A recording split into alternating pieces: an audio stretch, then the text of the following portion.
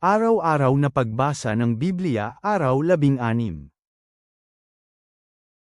Lumang Tipan, Genesis Kapitulo 32, Genesis Kapitulo 33. Humayo na rin si Jacob, at sinalubong siya ng mga anghel ng Diyos. Nang makita sila ni Jacob, sinabi niya, "Ito ang kampo ng Diyos," kaya tinawag niya ang lugar na iyon na Mahanaim. Nagpadala si Jacob ng mga mensahero para sa kanyang kapatid na si Esau, sa lupain ng Seir, sa rehiyon ng Edom. Inutusan niya sila at sinabing, "Ito ang sasabihin ninyo sa aking Panginoon na si Esau, ito ang sinasabi ng iyong alipin na si Jacob, naninirahan ako kapiling ni Laban hanggang ngayon. Mayroon akong mga baka, mga asno, at mga kawan, babae at lalaking mga alipin. Nagpadala ako para sabihin ito sa aking Panginoon, upang makasumpong ako ng pabor sa iyong paningin." Bumalik ang mga mensahero kay Jacob at sinabi, "Pumunta kami sa iyong kapatid na si Esau. Paparito siya upang makipagkita sa iyo at may kasama siyang 400 tao." Labis na natakot at nababahala si Jacob. Kaya hinati niya ang mga taong kasama sa dalawang kampo pati ang mga kawan, mga pangkat ng mga hayop at mga kamelyo. Sinabi niya, kapag sinalakay ni Esau ang isang kampo, ang naiwang kampo ay makakatakas. Sinabi ni Jacob, "Diyos ng aking amang si Abraham, Diyos ng aking amang si Isaac, Yahweh, na siyang nagsabi sa akin, bumalak ka sa iyong bansa at sa iyong mga kamag-anak at pasasaganain kita. Hindi ako karapat-dapat sa lahat ng iyong mga gawa ng tipan ng katapatan at lahat ng pagtitiwalang ginawa mo para sa iyong lingkod. Dahil tungkod ko lamang ang dala ko nang tumawid dito sa Jordan, at ngayon naging dalawang kampo ako. Pakiusap iligtas mo ako sa kamay ng aking kapatid, sa kamay ni Esau, sapagkat natatakot ako sa kanya, na darating siya at sasalakayin ako at mga ina na kasama ang kanilang mga anak. Ngunit sinabi mo, tiyak na gagawin kitang masagana. Gagawin ko ang iyong mga kaapo-apuhan na parang buhangin ng dagat, na hindi kayang bilangin dahil sa kanilang dami." Nanatili doon si Jacob sa gabing iyon. Kumuha siya ng ilan sa kung anong mayroon siya bilang regalo kay Esau, na kanyang kapatid, 200 babaeng kambing at 20 lalaking kambing, 200 babaeng tupa at 20 lalaking tupa, 30 gatasang kamelyo at kanilang mga bisiro, 40 baka at 10 toro, 20 babaeng asno at 10 lalaking asno. Ang mga ito ay ipinadala niya sa kanyang mga lingkod, bawat kawan ayon sa sarili nito. Sinabi niya sa kanyang mga lingkod, "Mauna kayo sa akin at maglagay ng puwang sa pagjitan ng bawat mga kawan." Inutusan niya ang unang lingkod, na nagsasabing, "Kapag salubungin kayo ng aking kapatid at tanungin kayo, na nagsasabing, kanino kayo nabibilang? Saan kayo pupunta? At kanino naman itong mga hayop sa harap ninyo? Sa gayon sasabihin mong, sila ay kay Jacob na iyong lingkod. Sila ay along pinadala sa aking among si Esau. At tingnan ninyo, siya ay paparating din kasunod namin." Nagbigay din si Jacob ng tagubilin sa pangalawang pangkat, sa pangatlo, at sa lahat ng taong nakasunod sa kawan. Sinabi niya, "Ganun din ang sasabihin ninyo kay Esau kapag nakasalubong ninyo siya. Sasabihin din ninyo, ang iyong lingkod na si Jacob ay darating kasunod namin." Pagkat naisip niya, mapapalubag ko siya sa mga along pinapadala kong nauna sa akin. Sa gayon maya-maya, kapag nagkita kami, marahil tatanggapin niya ako. Kaya nauna sa kanya ang mga regalo. Siya mismo ay nanatili sa kampo ng gabing iyon. Bumangon si Jacob sa kalagitnaan ng gabi, at dinala ang kanyang 2 asawa, kanyang 2 babaeng alipin, at ang kanyang 11 mga anak. Pinadala niya sila sa kabila ng sapa ng Jabbok. Sa ganitong paraan pinadala niya sila sa kabila ng ilog kasama ang lahat ng kanyang mga ari-arian. Mag-isang naiwan si Jacob, at may taong nakipagbuno sa kanya hanggang madaling araw. Nang makita ng tao na hindi niya siya kayang talunin, hinampes niya ang balakang ni Jacob. Napilayan ang balakang ni Jacob sa pakikipagbuno niya sa kanya. Sinabi ng tao, "Pahintulutan mo akong umalis, pagkat mag-uumaga na." Sabi ni Jacob, "Hindi kita pahihintulutang umalis maliban kung pagpalain mo ako." Sinabi ng tao sa kanya, ano ang pangalan mo? Sinabi ni Jacob, Jacob. Sinabi ng tao, ang pangalan mo ay hindi natatawaging Jacob, sa halip, Israel na. Sapagkat nakipaglaban ka sa Diyos at sa tao at nanaig ka. Tinanong siya ni Jacob, pakiusap sabihin mo sa akin ang iyong pangalan. Sinabi nito, bakit mo tinatanong ang aking pangalan? Pagkatapos siya ay kanyang pinagpala. Tinawag ni Jacob ang lugar na iyon na Penil sapagkat ang sabi niya, nakita ko ang mukha ng Diyos ng harapan, at iniligtas ang buhay ko. Sinikatan ng araw si Jacob habang dumadaan siya sa Penil. Paika-ika siya dahil sa kanyang balakang. Kaya hanggang ngayon ang bayan ng Israel ay hindi kumakain ng mga litid ng balakang na nasa dugtong ng balakang, dahil ang taong pumili sa mga litid ng balakang na nasa habang inaalis sa pwesto ang balakang ni Jacob. Tumingala si Jacob at masdan, paparating si Esau, at kasama niya ang 400 lalaki. Hinati ni Jacob ang mga bata kina Leah, Rachel at sa 2 babaeng alipin. Pagkatapos inilagay niya ang mga babaeng alipin at ang kanilang mga anak sa harapan, kasunod si Leah at ang kanyang mga anak, at kasunod si Rachel at si Jose ang pinakahuli sa lahat. Siya mismo ang nauna sa kanila. Yumukod siya ng 7 beses hanggang makalapit siya sa kanyang kapatid. Tumakbo si Esau para salubungin siya, niyakap siya, niyapos ang kanyang leeg, at hinalikan siya. Pagkatapos sila'y nag-iyakan. Nang tumingala si Esau, nakita niya ang mga babae at mga bata. Sinabi niya, sino itong mga taong kasama mo? Sinabi ni Jacob, ang mga anak na malugod na ipinagkaloob ng Diyos sa iyong lingkod.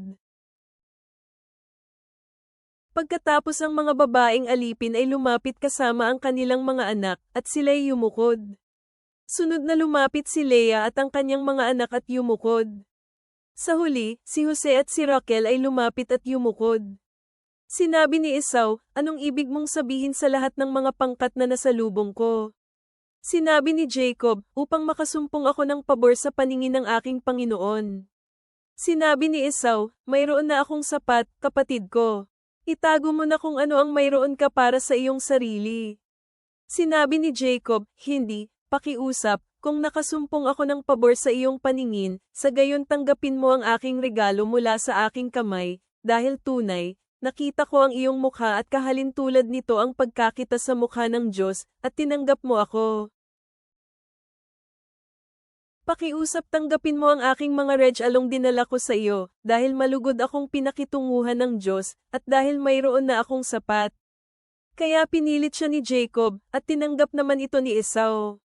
Pagkatapos sinabi ni Esau, lumakad na tayo. Mauuna ako sa inyo. Sinabi ni Jacob sa kanya, nalalaman ng aking Panginoon na ang mga bata ay musmus pa lang, at ang mga tupa at mga baka ay nagpapasuso ng kanilang mga anak. Kung sila'y pipiliting maglakad ng mabilis kahit isang araw lang, ang lahat ng mga hayop ay mamamatay. Pakiusap ko mauna na ang aking Panginoon sa kanyang lingkod. Maglalakbay ako ng mabagal, ayon sa hakbang ng aking mga alagang hayop na nasa harapan ko, at ayon sa hakbang ng mga bata, hanggang makarating ako sa aking Panginoon sa Seir. Sinabi ni Esau, hayaan mong ipaiwan ko sa iyo ang ilan sa mga kasama kong tauhan.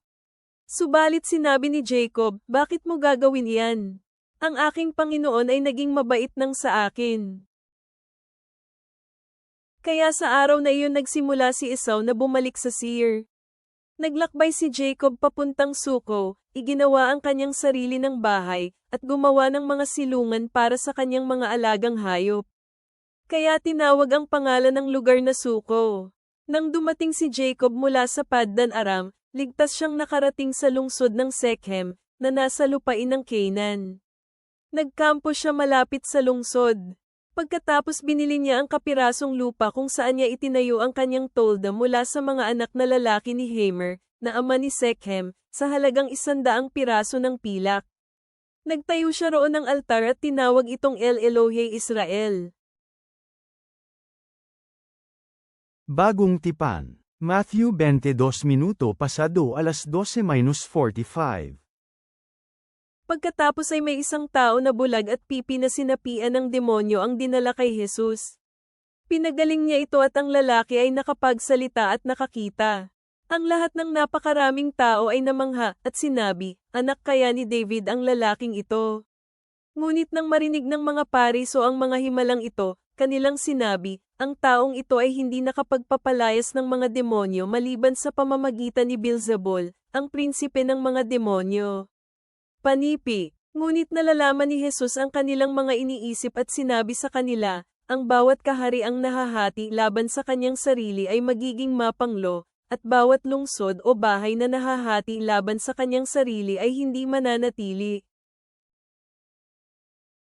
Pagkatapos ay may isang tao na bulag at pipi na sinapian ng demonyo ang dinala kay Jesus. Pinagaling niya ito at ang lalaki ay nakapagsalita at nakakita. Ang lahat ng napakaraming tao ay namangha at sinabi, anak kaya ni David ang lalaking ito. Ngunit nang marinig ng mga Paris o ang mga himalang ito, kanilang sinabi, ang taong ito ay hindi nakapagpapalayas ng mga demonyo maliban sa pamamagitan ni Beelzebul, ang prinsipe ng mga demonyo. Panipi. Ngunit nalalaman ni Jesus ang kanilang mga iniisip at sinabi sa kanila, ang bawat kahariang nahahati laban sa kanyang sarili ay magiging mapanglo, at bawat lungsod o bahay na nahahati laban sa kanyang sarili ay hindi mananatili. Kung pinalalayas ni Satanas si Satanas, siya ay nahahati laban sa kanyang sarili. Paano mananatili ang kanyang kaharian? At kung ako ay nagpapalayas ng mga demonyo sa pamamagitan ni Beelzebul, sa kanino pinalalayas ng inyong mga tagasunod ang mga demonyo? Dahil dito, sila ang inyong magiging mga hukom. Ngunit kung ako ay nagpapalayas ng mga demonyo sa pamamagitan ng Espiritu ng Diyos, sa makatuwid, ang kaharian ng Diyos ay dumating na sa inyo. Paano malolooban ng sino man ang bahay ng isang malakas na tao at nanakawin ang kanyang mga pag-aari na hindi muna igagapos ang malakas na tao? Saka pa niya nanakawin ang kanyang mga pag-aari sa kanyang bahay.